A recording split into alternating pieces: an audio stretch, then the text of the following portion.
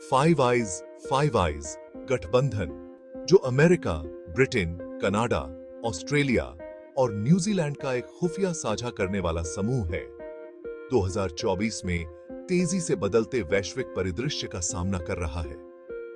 यह गठबंधन द्वितीय विश्व युद्ध के बाद स्थापित हुआ था और पहले सोवियत संघ की गतिविधियों पर नजर रखने के लिए केंद्रित था, लेकिन आज इसे साइबर सुरक्षा जोखिम, आतंकवाद और चीन और रूस के बढ़ते प्रभाव जैसी नई चुनौतियों का सामना करना पड़ रहा है। हाल के सबसे प्रमुख घटनाक्रम में कनाडा और भारत के बीच कूटनीतिक तनाव शामिल है। 2023 में कनाडा के प्रधानमंत्री जस्टिन ट्रूडो ने भारत पर एक सिख अलगाववादी नेता की हत्या में शामिल होने का आरोप लगाया, जो फाइव आइज के साझा किए गए खुफिया जानकारी पर आधारित था।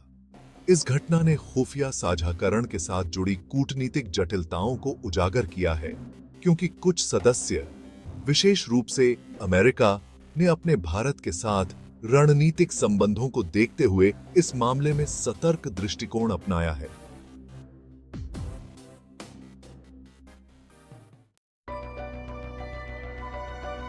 इसके अलावा five eyes artificial intelligence (AI) के क्षेत्र में अपनी क्षमताओं को भी बढ़ा रहा है। 2023 के अंत में अमेरिकी कांग्रेस में एक प्रस्ताव लाया गया, जिसमें फाइव आइज के भीतर AI सहयोग पर केंद्रित एक कार्य समूह की स्थापना का सुझाव दिया गया। इस पहल का उद्देश्य संयुक्त AI अनुसंधान, परीक्षण और तैनाती को बढ़ावा देना है, ताकि सदस्य राष्ट्र खुफिया और रक्षा क्षमताओं में तकनीकी बढ़त बनाए रख सकें।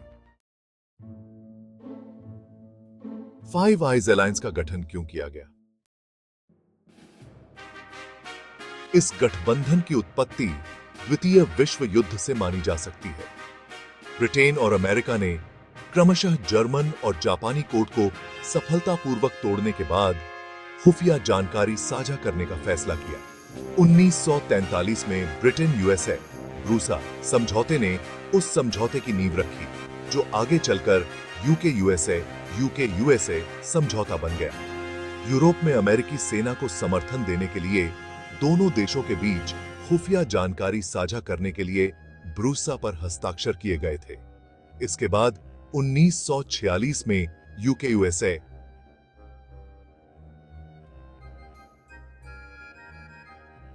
यूएसए पर हस्ताक्षर किए गए।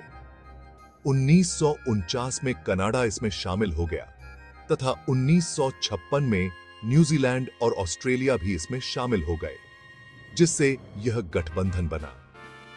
इस समझौते को आधिकारिक तौर पर स्वीकार नहीं किया गया, हालांकि 1980 के दशक से ही इसके अस्तित्व के बारे में पता था।